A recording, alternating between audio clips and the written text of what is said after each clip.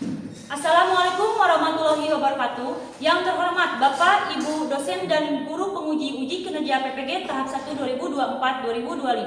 Perkenalkan, nama saya Widya Sri Kristina dari LPTK Universitas Sultan Ageng Tirtayasa dengan NIM 2237248318 dari SMA Terpadu Bandung Ibun. Hari ini saya akan melaksanakan praktek pembelajaran dalam rangka penilaian uji kinerja pada mata pelajaran sosiologi dengan materi ragam permasalahan sosial terkait pengelompokan sosial di kelas 11. Terima kasih, selamat menyaksikan. Wassalamualaikum warahmatullahi wabarakatuh. Assalamualaikum warahmatullahi wabarakatuh. Waalaikumsalam warahmatullahi wabarakatuh. Gimana kabarnya? Baik? Baik. Oke. Coba dicek kebersihannya, ada sampah tidak di kolam renang ibu sekalian? Apa Bu? Bagus. Kita Doa. Silakan Pak untuk dipimpin. Maulana? Oke, Maulana silakan. Sebelum memulai pelajaran, sebaiknya berdoa terlebih dahulu. Berdoa sesuai kepercayaan masing-masing, berdoa dalam hati. Mulai.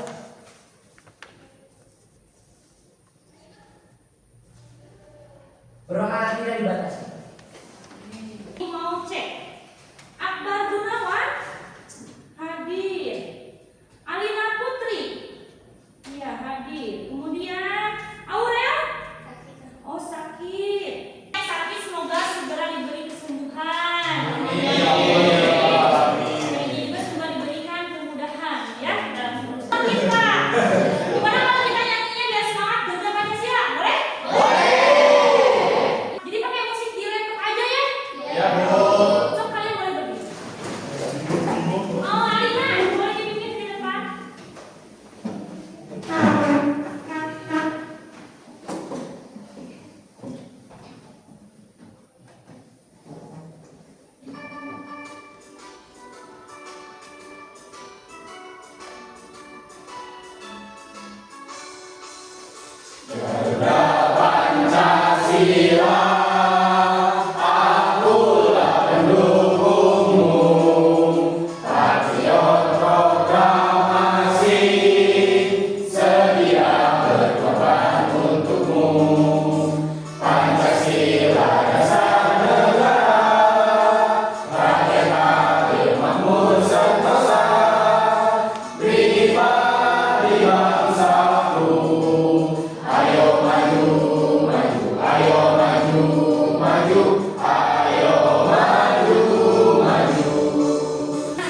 Kan sekarang itu lagi jam-jam rawan ya, menuju makan siang. Biasanya kalian belum konsentrasi, konsentrasinya udah pudar. Ibu di sini ingin coba melatih konsentrasi kalian. Apakah masih konsentrasi atau tidak? Kalian masih ingat untuk pagi, siang, sore, malam? Oh, Siang? Siap. Dengarkan ya apa yang ibu ucapkan. Ya. Baik Bu. Siap. Konsentrasi dimulai. Pagi, siang, pagi, malam. Hei, sekali. Mantap. Tapi kalian masih konsen? Bagus. Masih semangat? Masih ingat tentang kesepakatan kelas kita? Siapa sih Bu?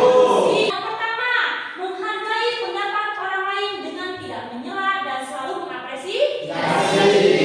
Kemudian yang kedua, selalu menggunakan kata-kata yang positif. Ketiga, aktif di dalam pembelajaran. Keempat, mengangkat tangan sebelum menyampaikan ide. Iya. Kemudian yang terakhir adalah mengumpulkan tugas. Apa yang kalian rasakan saat melihat terbongkarnya fenomena maraknya korupsi?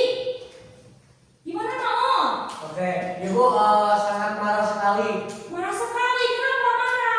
karena hak orang lain diambil oleh seseorang yang bukan haknya. Oh iya betul. Tadi Sarah, gimana Sarah? Perasaannya campur aduk. Di satu sisi lega karena terbongkarnya kasus korupsi, di sisi lain juga kecewa karena korupsi masih terus terjadi. Miris juga karena yang dirugikan justru rakyat sendiri. Oh iya betul. Bagus sama Sarah bagus ya, betul ya. Benar. Lagi? Mungkin saya izin Bu. Iya benar.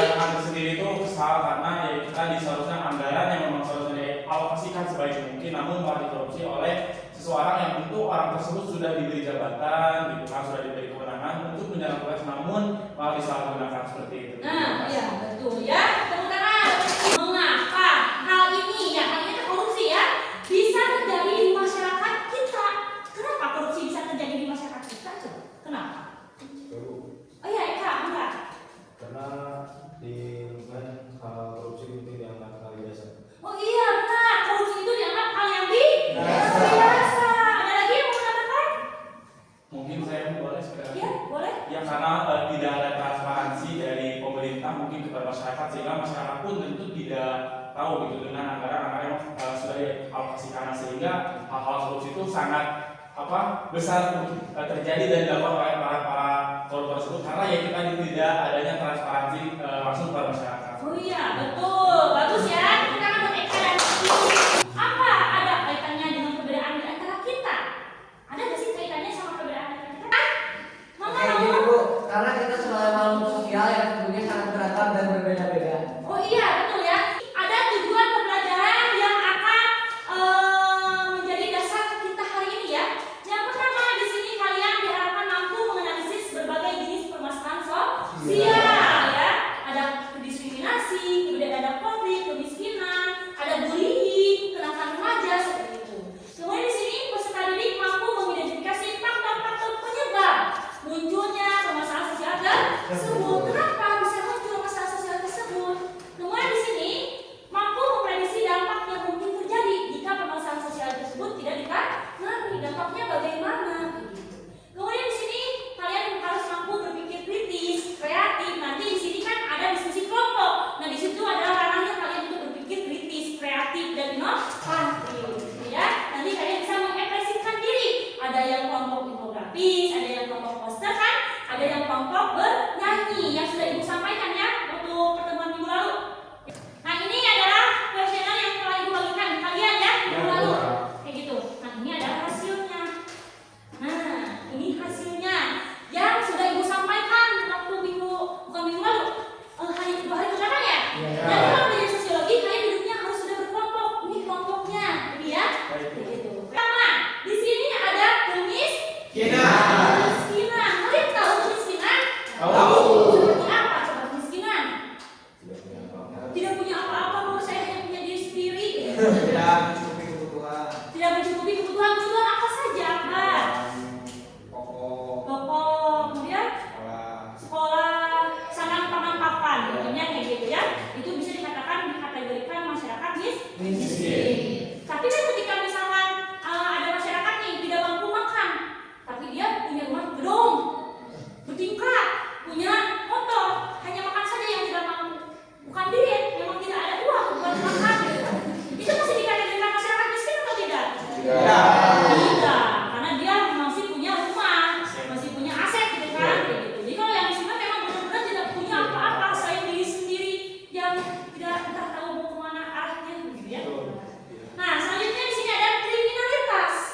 Ada yang tahu kriminalitas itu apa? Seperti apa namanya? Kelompok Perampokan, pencuri, pembunuhan. Nah itu adalah tindakan-tindakan kriminalitas. Kalau yang biasa terjadi di lingkungan kalian seperti apa? Mungkin kalau izin Bu, untuk di lingkungan pelajaran sendiri itu memang yang sering terjadi itu salah satunya memang pembulian. Gitu. Pembulian. Oh iya betul ya. Bullying juga bisa termasuk dalam tindakan kriminalitas. Karena pada akhirnya bisa menyebabkan adanya kan yang kemarin dengan nggak yang kasusnya di Ciparai yang anak kecil yang sampai dibully, yang sampai ini berdarah-darah di sumur, nah itu termasuk ke dalam tindakan kriminalitas yang awalnya dari pembulian. Kemudian permasalahan pelanggaran nilai. Kalau nilai jadi suatu pandangan dari orang lain. Gitu ya. Paham sampai sini? Paham. Ada yang tanya? Ibu mau bertanya coba ke kalian di sini. Apakah kalian pernah mengalami sebuah permasalahan sosial di dalam kehidupan kalian? Gimana Egi? Bentar ya. Saya pernah mengalami masalah sosial kriminalitas Bu. Apa? Jadi begini, Oh, gimana Egi? saya mau berangkat ke sekolah, Iya. apa itu di kantong sini. Iya terus? Saya masuk angkot, nggak tahunya ada manusia tidak berada di sana. Saya Iya. tiba-tiba dia ada seperti ini. Oh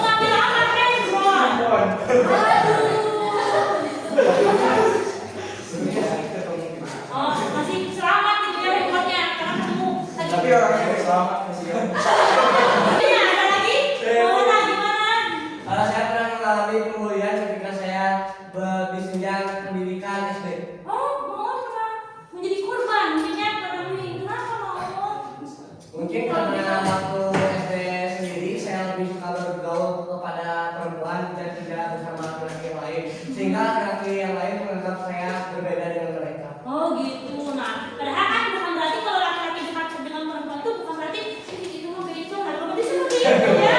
Jadi mungkin karena memang sefrekuensinya dengan perempuan. Yang penting masih jalan jati dirinya sebagai laki-laki. Gitu ya loh. Eka gimana Kak? Saya pernah bolos. Eka sekarang masih pernah bolos tidak? Waktu kelas 10 bolos tidak? Waktu kelas 10 sering karena saya terbawa lingkungan teman. Oh, kelas 10 juga masih sering ternyata. Berarti dari bukan hanya SMP saja ya.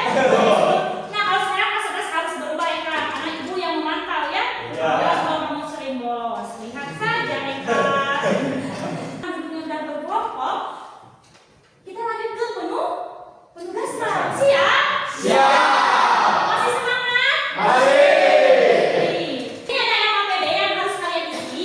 Isinya itu dengan apa Bu? Dengan cerita pengalaman hidup? Bukan kan? Di sini kalian isi dengan yang pertama itu adalah masalah apa sih yang kelompok kalian bahas pada kalian. Ya, di situ isi. Kemudian nanti di sini yang keduanya itu solusi ataupun faktor ataupun cara pencegahan dari masalah yang kelompok kalian kerjakan ya di sini ya, isi ya. Ibu bagikan ya Pak ya. Ini ada kelompok poster. Ini kelompok poster juga. Ini kelompok ini 25 menit ya. Dirasa cukup ya untuk diskusi ya. Silakan boleh langsung berdiskusi untuk yang otomatis ke depan. Ini lagi. Kalau yang mau paspor, ibu silakan nih. Kakak saya paspornya di depan nih di sini ya. Yang tanpa, yang poster silakan. Izin Bu, saya mau. Kan kerjasama kan yang satu misalkan kelompoknya yang analisis, nyari informasinya. Jadi yang buat dipresentasikan ke depan kayak gimana nih caranya mau ditambahkan lagi boleh ya. Disesuaikan aja. Nanti presentasi ke depan semuanya ya. Dari itu para Cina.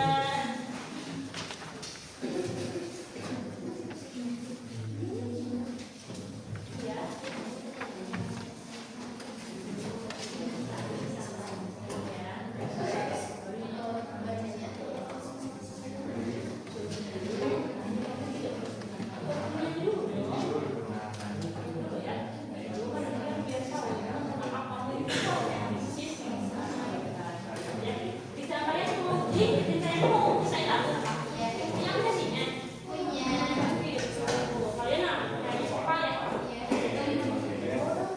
Boleh? Iya, iya.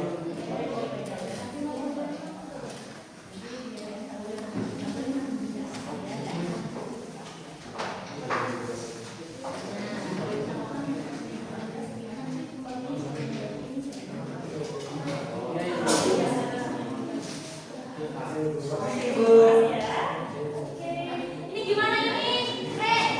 Sama Arun. Gimana ini kamu rasa ini? Siapa yang jadi posternya? Nulisnya siapa?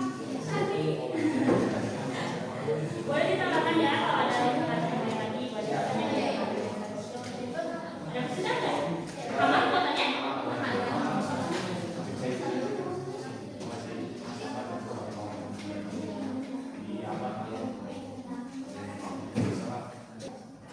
Kelompok 2 deh. Ini ya? Ya. Oh iya, poster. Siap? Kamu siap nggak? Siap. Boleh, ya. Kenalkan, saya Akbar Gunawan. Ini rekan-rekan saya dari Bangga sama Widyani. Di sini diskriminasi, tentang tema diskriminasi. Podcast kami berjudul Beda Itu Biasa, Diskriminasi yang Luar Biasa Salahnya. Warna kulit boleh berbeda, tapi darah kita tetap merah. Yang berarti perbedaan adalah hal yang alami dan biasa. Tapi diskriminasi adalah tindakan yang tidak adil semua memiliki darah merah yang sama dan itu menunjukkan bahwa kita semua adalah manusia yang sama. Tidak peduli apa warna kulit. Kelompok kami buat yaitu mengenai diskriminasi. Diskriminasi adalah perlakuan yang tidak adil atau berbeda terhadap seseorang atau sekelompok. Solusi dalam mengatasi diskriminasi yaitu satu, pendidikan yang inklusif dan Misalnya, saya Reza Lamia dari kelompok 4. Apakah ketika sebuah perusahaan membuka mata kerja yang mewajibkan harus memiliki tinggi 170 cm itu termasuk diskriminasi? Ya, saya ingin menjawab.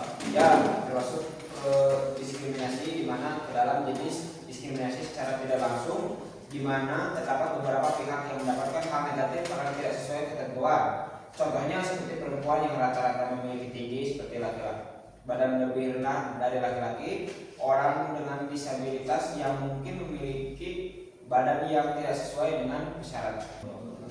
Waalaikumsalam warahmatullahi wabarakatuh. Assalamualaikum warahmatullahi wabarakatuh.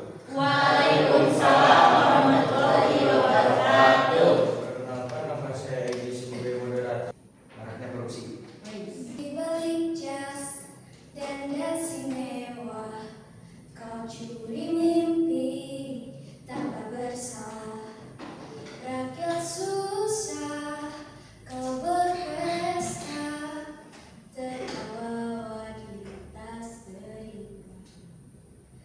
Uang rakyat bukan milikmu, bukan untuk perutmu saja. Setiap rupiah yang kau curi adalah doa yang akan kembali. Kami mungkin diam hari ini, tapi ingat kebenaran takkan mati. Tepuk tangan. Solusi bagaimana cara mengatasi marah Kayaknya kesel banget gitu ya. Harus. Solusi untuk masalah ini yaitu nomor 1, penegakan hukum yang tegas dan adil.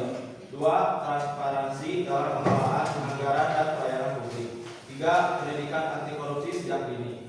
4, penguatan lembaga pengawasan independen seperti KPK atau Inspektorat Internal. Baik, ya. apakah ada yang mau ditanyakan atau menanggapi? Menanggapi. Oke, silakan. Perkenalkan, saya Dina dari kelompok 1. Izin menanggapi. Kelompok kami sangat kabur secara pribadi karena mereka sangat-sangat sesuai dengan realita dan mereka sangat indah untuk didengarkan. Gaya bener ya. Mana? Mau jawab? Terima kasih atas apresiasinya dari kelompok kami. Mungkin mengingatkan, semoga kita jangan sampai terjerumus pada korupsi tersebut. Jangan sampai kok. Betul. Itu sebetulnya izin menanggapi sebetulnya dan pun mungkin izin menambahkan. Nah sebetulnya hal yang harus kita ketahui korupsi itu bukan hanya berbentuk uang teman-teman. Jadi pun dalam segi hal-hal lain juga seperti korupsi waktu itu juga ya sebisa-bisa jangan dilakukan oleh kita. Oh iya, betul. Nah, korupsi waktu. Dari kelompok kami, mohon maaf jika ada kesalahan. Wassalamualaikum warahmatullahi Itu di luar anak ibu kantin sebetulnya ya. Anak ibu beda aja. Tidak boleh menurut semangat kita Bu. Tapi jangan sampai kalian pakai semangat. Tidak. Ada yang menangis, ada yang menangis, jangan. Tidak.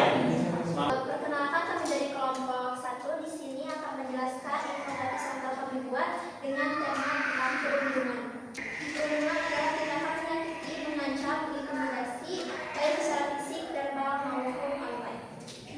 Selanjutnya ada jenis-jenis perundungan. Di sini ada 3 jenis perundungan, yaitu perundungan fisik, memukul, menendang, mendorong, perundungan psikologis, depresi, kecemasan, rasa tidak percaya diri. Akademis, menurunnya prestasi. Yang pertama, ciptakan lingkungan aman dan nyaman. Yang kedua, empati serta paham perasaan orang lain.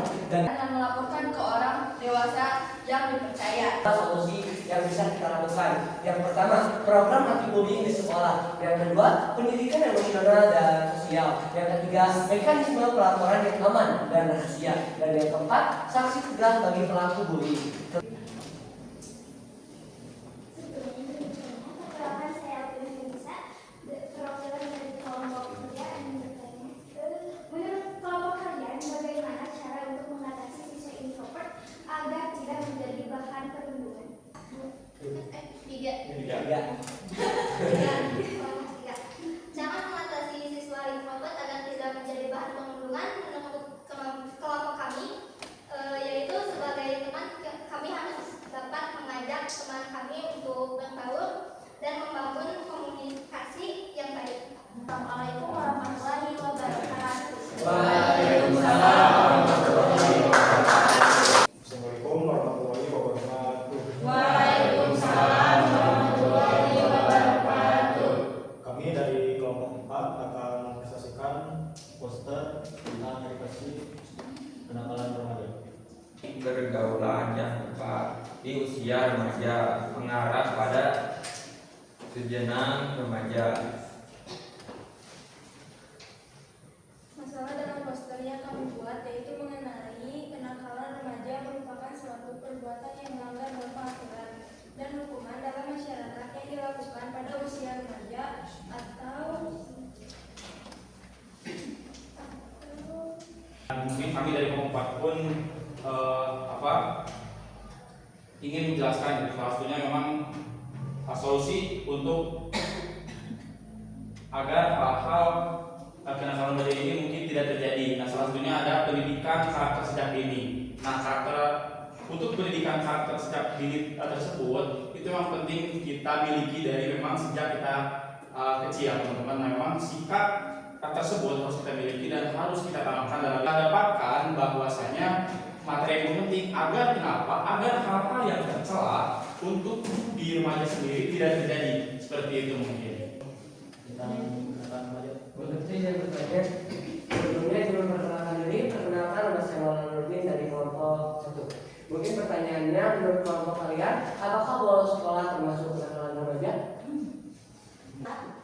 bolos sekolah juga termasuk kenakalan remaja. Meskipun dianggap sebagai bentuk kenakalan ringan, bolos sekolah itu melanggar aturan dan tata tertib sekolah dan bisa menjadi awal perilaku penyimpangan yang lebih serius. Mungkin di situ tambahkan juga Ibu untuk pencegahan hal seperti tadi yang ditanyakan oleh kelompok 1. Memang salah satunya kita harus memilih teman yang tepat, tapi dalam artian statement saya tadi itu tadi kita tidak boleh memilih teman-teman mengambil teman. Semisal mohon maaf orang tersebut tuh suka yang namanya mengenal alkohol, orang tersebut mengenal mungkin narkoba sebagainya, ya kita tetap temani, tapi hal yang penting harus kita ingat di sana, kita tidak boleh ikutan. Dan semisal kayak teman kita suka bolos, nah kita jangan sampai bolos. Jadi memang yang bisa kita lakukan ketika kita ada di dalam sana, ya kita tidak boleh ikut arus yang memang buruk kayak gitu. Solusinya. Waalaikumsalam. Penampilan yang sangat luar biasa ya dari kalian, sangat-sangat menarik semuanya. Ternyata kalian juga lebih ini ya, maksudnya lebih tahu gitu ya, lebih banyak ilmunya juga gitu. Karena sekarang kan untuk mencari ilmu itu bukan berarti hanya sumbernya dari guru saja ya, tapi bisa dari media sosial, dari buku, dari artikel dan sebagainya. Nah, untuk melatih pemahaman kalian pada pertemuan kali ini, Ibu ingin kalian mengerjakan sebuah kuis. Nah ini, tombol mulai di sini, diklik mulai, coba. Kira-kira jawabannya apa? Ting ting ting ting ting. Betul berapa? 4 bagus. Yang lainnya ada yang betul semua tidak di sini? Wah, yang dia itu berapa? Dengan adanya kesepakatan kelas ini, ternyata kalian sudah hebat, sudah bagus, sudah positif, sudah melaksanakannya dengan baik. Dimana di sini kalian dapat menghargai pendapat teman kalian. Ketika ingin menambahkan pun kalian itu nih bagi kehidupan kalian dengan setelah mempelajari materi tagar permasalahan sosial ini. Ibu harapkan kalian harus bisa terus berperilaku positif. Jadi ketika misalkan Bu, saya memangnya seperti tadi Kiki ya, Bu saya dokter belum, tapi bukan berarti saya putus semangat untuk tidak menjadi lebih baik, tidak, gitu kan? Nah, jadi ibu harapkan ketika kalian dihadapkan suatu masalah, jangan hanya diam, tapi teruslah cari solusinya untuk mengatasi masalah tersebut. Terus gali, gitu ya. Jangan sampai kalian ketemu di pertemuan minggu yang akan datang ya. Kayak tadi apa kata ibu? Cara mengatasi permasalahan sosial. Baru lagi sedikit tuh. Kalian mungkin pernah hafal ya. Ada yang bisa menyimpulkan mengenai materi pembelajaran ini atau misalkan menambahkan atau gimana? Mungkin izin Bu. Ya boleh. Berdiri. Boleh. Mungkin izin Ibu dan kawan-kawan semuanya, mungkin saya ingin menyimpulkan dari pembelajaran kita pada kali ini. Tentu yang pertama-tama saya ucapkan terima kasih kepada Ibu Ya. dan teman-teman semuanya. Dari sini tentu setelah saya belajar tadi tentang permasalahan sosial, saya jadi lebih tahu dan mungkin kedepannya pun saya akan lebih bijak ketika saya dihadapkan dalam suatu masalah atau konflik. Dan juga mungkin saya dalam segi penyelesaian akan lebih bijak lagi teman-teman dan karena tadi itu juga ada yang berkenan tentang media sosial, kehidupan secara langsung dan ya seperti informasi dan sebagainya. Mungkin saya kedepannya akan lebih bijak lagi dan saya di sini tentu mendapatkan pengalaman baru tentang permasalahan sosial dan pun saya juga sekarang punya pemikiran bahwa tentu yang namanya permasalahan sosial ini tidak sulit untuk dipelajari. Kita hanya perlu melihat apa yang terjadi dan pun apa yang mungkin terjadi seperti itu. Jadi sebetulnya saya mengatakan saya pun bahwa pembelajaran tentang permasalahan sosial itu susah. Tidak saya mengatakan berapa tersebut karena saya sekarang pun ada di sini tidak merasa kesulitan sama sekali karena ini memang relate dengan kehidupan saya sehari-hari. Mungkin sekian dan terima kasih. Oke, tepuk tangan. Terima kasih Rizky, kamu sudah hebat. Selanjutnya ada yang mau menyampaikan lagi? Menyimpulkan? Atau mungkin menambahkan atau pengalaman atau gimana? Boleh? Bisa Ibu? Oke, boleh Maulana.